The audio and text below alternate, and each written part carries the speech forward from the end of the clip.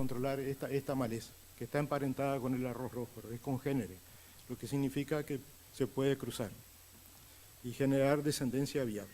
Y eso fue, durante 150 años, fue un grave problema en todas las zonas arroceras. Este es uno de los biotipos, este es el otro, que es de cáscara color ocre, color paja, más que ocre en realidad.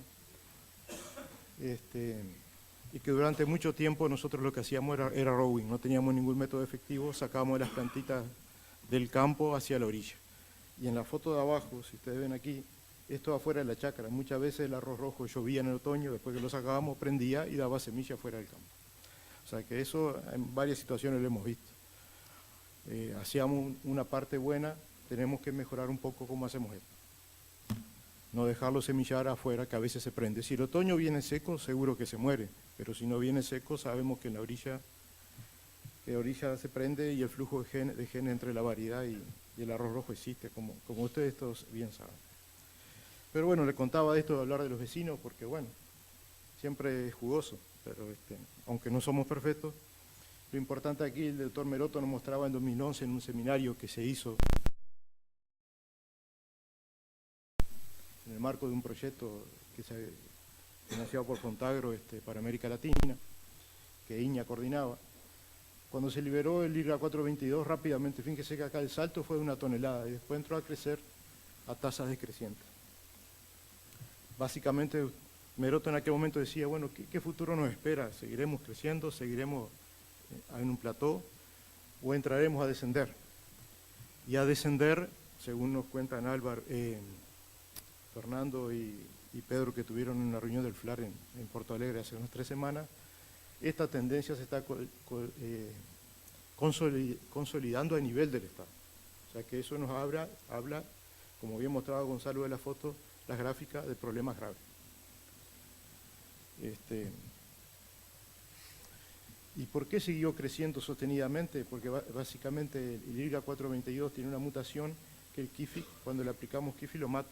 Entonces rápidamente, cuando empezaron a surgir los problemas, que ya el Only no controlaba tan bien como antes, rápidamente entró Puitain. Y ya asociada al KIFI creció ahí. Y eso ayudó mucho, y el INOC también, o los híbridos con esa misma mutación, ayudó mucho a mantener la tasa de crecimiento que se volvió decreciente y después se estabilizó. Pero bueno, ahora sí hablemos de nosotros. Como bien decía uno de los que hablaron anteriormente, la producción de semillas, usar semillas certificadas es muy importante. Pero ustedes saben que siempre surgen negocios interesantes. Esta semilla de un amigo mío que fuimos compañeros de escuela, me la dio de Yaguarón, era Puitá Inta, muy linda aparentemente, trajo una bolsa, revisamos 17 kilos y encontramos aquí 5 arroces rojos. Acá le muestro uno solo. Era más bien largo ancho, no estaba tan cruzado con las variedades. Juan chequeó los otros restantes y ya tenían cruzamiento. O sea, aparentemente la semilla era linda, pero venía, digamos, el mal venía en ella, por decirlo de alguna manera bíblica, ¿no? Entonces, nunca debemos perder esa perspectiva, porque a veces las realidades nos apretan, hay que sobrevivir, y bueno, usted sabe, cuando hay que sobrevivir, echamos mano a todos los recursos. Estas fueron las primeras actividades de difusión cuando se empezó a usar esta tecnología. Esta es una chacra, realmente cuando uno mata y agarra poblaciones susceptibles, el impacto es terrible. Es bueno, ¿no? Realmente bueno. Pero empezamos a ver algunos problemitas asociados al tipo de taipa que usábamos. Usábamos la taipa más antigua, entonces eso nos obligó a cambiar el tipo de taipa que tenemos que usar más de base ancha, más baja, y a regar por arriba, para poder mojar el lomo y que el herbicida trabaje bien. Y eso lo fuimos aprendiendo junto con los productores, porque a nadie se le había ocurrido en aquel momento pensar en eso. Y entonces, ¿cuándo debemos aplicar el KIFIC y con qué tamaño de maleza? En este caso concreto, estos son ensayos financiados por la BAF en Iña. Acá se aplicó con arroz rojo chiquito, 1 o 2 hojas, 3 hojas. Y acá ven los tratamientos de testigo, que estaba muy malezado, cómo controla, pero siempre algún poquito se escapa. Y esto estamos hablando en parcelas pequeñas, ¿verdad? O sea, y ya saben la significación que tienen estos campos cuando hablamos del gran cultivo. Y aquí también se vio en este trabajo, solo ajustando estas dosis nada más, sin la secuencia, que depende de la población de arroz rojo. Cuando tengo menos arroz rojo, llego a 0 con menos dosis. Y si tengo más arroz rojo en la población que voy a matar, necesito más de dosis cuando hablo en aplicaciones post-emergentes exclusivamente, que en aquel tiempo se manejaba todo este rango de posibilidades. Y esta es una buena opción. Ahora después, hicimos un segundo ensayo el año siguiente, donde aplicamos tarde profeso para ver qué pasaba, porque siempre es bueno ver las cosas buenas y ver escenarios diferentes. Y encontramos aquí, ya aplicamos sobre el arroz macollado y todas las malezas macolladas, había un poco menos de arroz rojo en el testigo, y ustedes ven que el arroz rojo en las aplicaciones simples tendemos a tener más escape, pero también de otras malezas, como capín, o sea, Echinoclea cruz valley, y panicum ditochomiflorum. Y algo de digitaria había, pero no se ve mucho. La secuencia se mantiene, a pesar de que estaban grandes, se mantiene en buen comportamiento, pero siempre un escape hay. O sea, esto a nivel de chakra significa mucho también, porque si está muy, muy grande, tampoco el escape creo que es mayor que lo que estamos mostrando en esto que era parcelar. Ahora bien, todos estos ensayos se hicieron así y se optimizaba el tiempo de inundación entre la aplicación y la fecha de inundación, que nunca era entre 5 y 7 días. La verdad que eso es una medida muy importante para el éxito del control de este herbicida. Entonces, otro problemita que en términos de chacra pasa, esto fue una chacra sembrada con Inov, no recuerdo el año, era allí sobre la ruta 18, estaba sembrado el arroz, no llovía y tenía regado una represa. Entonces la disyuntiva del productor, ¿qué hago? ¿Aplico el herbicida y baño o baño y aplico el herbicida? Entonces la recomendación fue, no, bañar, esperar que se resuma un poquito el agua y después aplicás el herbicida. Y después hice una segunda dosis y anduvo muy bien. Sin embargo, todos recordarán, en el 2014, en chacras de Inov, se aplicó 140 preemergentes, se sembró y rápidamente aplicamos, y llovió mucho durante 3 días. Cuando nació el Inov, que siempre nace, los síntomas se expresan después. ¿Por qué es eso? Bueno, porque es la enzima que inhibe el herbicida, se induce por luz, o sea que nace y después se empiezan a dar los efectos. Eso es la gente que ha estudiado, estableció eso. Entonces, vieron los contrastes, vuelvo para atrás. Una primavera que sembró todo, estaba seco, tuvo que bañar para nacer, para germinar, y después aplicó el herbicida. Y un año donde a veces los aspectos logísticos mandan y tenemos que salir a aplicar atrás para no perder tiempo porque venía la lluvia y llovió mucho y absorbió mucho herbicida de golpe. Entonces eso no generó problema. A las variedades también le pegó, pero no llegó a matar plantas, en menor grado. Y esto es el mismo Inov en el ensayo que mostraba Pedro, el mismo año, pero con temperatura más favorable. La aplicación de los 140 pre hizo algo de daño, pero no murieron plantas. Como se ve en la parcela, no se perdió no se perdió. Hubieron algunos efectos, como que la hojita queda más enrollada, parece cierto blanqueamiento aquí, como enrolladito. Y rindió bien como ustedes vieron. O sea que esa selectividad está muy asociada a la cantidad de herbicida que absorba y al entorno de las temperaturas. En ese año que hubo daño, cuando uno miraba la temperatura sobre el césped, que es la que nos interesa, 5 centímetros de altura sobre el suelo, que es la que le interesa al arroz en ese momento, hubieron noches de 4 a 6 grados, varias seguidas. O sea que con ese contexto tenemos que pensar en esos términos. Cuando tomamos decisiones, valorar todo ese tipo de cosas. A veces hay que meterle para adelante y bueno, todos le metemos para adelante. Ahora bien, que se cruzaban el arroz rojo, las variedades y el arroz rojo, variedades que comparten genoma, se sabía desde hace mucho tiempo. Cuando uno lee trabajo de la Sociedad de Ecología de Estados Unidos, en la década del 90 ya alertaban de estos problemas. Pensando más bien en los cultivos modificados genéticamente, en los transgénicos. Aquí el doctor Fernando Pérez de Vida demostró que eso realmente pasaba y encontramos una situación donde eso había pasado y la estudiamos en detalle. O sea, que decía, el flujo de genes existe. También en esta situación, acá era Puitainta, acá era un híbrido que no recuerdo el nombre de Raistec, y encontramos aquí un cruzamiento, un arroz rojo que habíamos mostrado, que tenía la mutación, o sea, se había cruzado. Esta mutación que iba acá es diferente de esta. Nosotros fuimos al año siguiente, después que hicieron el arroz Clearfield, y que habían hecho todo 144, y muestreamos los escapes de arroz rojo que se veían. Y muestreamos aquí y encontramos dos biotipos que tenían la misma mutación que acá, o sea que probablemente cosechó aquí el productor, después cosechó aquí y probablemente empezó por acá de nuevo. Probablemente. O sea que la cosechadora, que a nadie le gusta decir hay que limpiar la cosechadora porque es un costo adicional, pero puede ser una buena herramienta limpiarla con todo lo que eso implica. Cuando sé que tengo problemas o de arroz rojo cruzado o problema de resistencia en alguna otra maleza, para evitar este traslado que realmente ocurre. Y realmente ocurrió, no fuimos y pusimos las plantitas ahí, realmente ocurrió en el campo, créanme. Y eran 500 metros, nunca podía ser flujo de genes, esa distancia de flujo de genes es mucho más corta.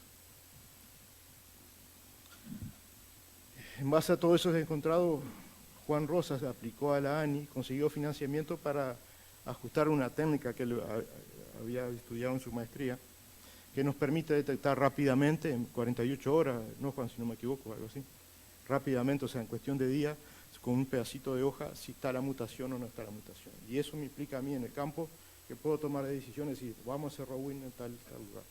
Debería hacerlo rowing, pero a veces puedo decir lo postergo, pero bueno, lo hago y eso, la vida de la tecnología depende mucho de eso. En el caso del arroz rojo, que no semilla, las plantas que se han cruzado con el cultivo, con la variedad que es tolerante. Y aquí está una breve encuesta que hizo Juan con chacras con 2 y 3 años de arroz Clearfield. Esto, para leerlo sencillo, significa que aquí, digamos, hay plantas que no tienen la mutación o de varias plantitas que se analizaron, hay algunas que son heterocigotas. Y a medida que me muevo acá, significa acá, si todas las plantas tienen el gen y la mayoría son heterocigotas. O sea, a medida que pasa el tiempo, se cruzan, se reproducen y ahí me empieza a aparecer parte de la descendencia que es homocigota. Entonces Juan detectó esto y bueno, consecuencia de esa técnica es una buena herramienta de apoyo a este tipo de cosas. Ahora hay otro aspecto que nos interesa, que tiene que ver con todo la generación de resistencia, como bien lo señalaba el colega de Vázquez que comentó hoy. Estos herbicidas y otros tienen ya una fama de generar muy rápido resistencia, y es así, porque son tan buenos matando las malezas, que en una chacra particular de repente yo no veo el efecto en 100 hectáreas, pero cuando hablo de grandes áreas tratadas, más chance tengo de que se expresen esos problemas.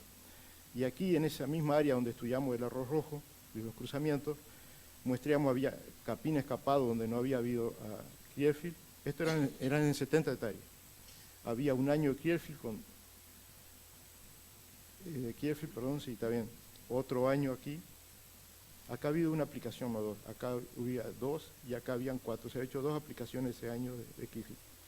O sea que muestreamos capín y ustedes ven que aquí ya el capín no muere con 140. Sigue aumentando la dosis y algunas plantitas sobreviven. Entonces ese es un hecho, y eso pasó en 4 aplicaciones de herbicida. O sea, entonces tenemos que verlo en perspectiva. Y esto fue un pequeño pedazo, pero cuando uno piensa en 1 millón de hectáreas, bueno, las chances que se surjan estos problemas son grandes. ¿Por qué? Porque cuando aplicamos, pretendemos hacer todo uniforme y hacemos el esfuerzo grande para eso. Pero ni la aplicación queda uniforme, ni las malezas están uniformes en el campo. Entonces pasa eso. Pero en ese biotipo encontramos que no había ni resistencia cruzada ni al nomini ni al ricer, que también son inhibidores de la LES. O sea que nos estaba indicando que hay mutación o no hay mutación, bueno, no sabíamos.